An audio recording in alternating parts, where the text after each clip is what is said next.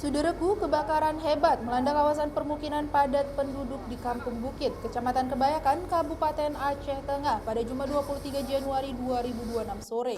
Peristiwa yang terjadi sekitar pukul 17 waktu Indonesia Barat itu mengakibatkan 6 unit rumah warga hangus terbakar, sementara 2 rumah lainnya ikut terdampak. Kepala Pelaksana BPBD Aceh Tengah, Andalika, mengatakan pihaknya menerima laporan kebakaran pada pukul 17:10 waktu Indonesia Barat dan langsung mengerahkan armada pemadam dari posko induk.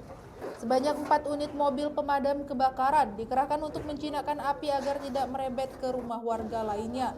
Menurut Andalika, seluruh bangunan yang terbakar merupakan rumah lama dengan konstruksi kayu. Sebagian diantaranya juga difungsikan sebagai kios atau tempat usaha milik warga. Akibat kejadian tersebut, 6 rumah beserta seluruh isinya ludes terbakar. Meski demikian, Andalika memastikan tidak ada korban jiwa dalam insiden ini.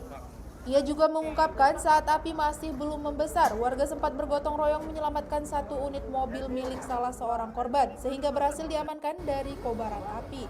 Saat ini, para korban kebakaran telah dievakuasi ke kantor desa setempat sebagai tempat pengungsian sementara.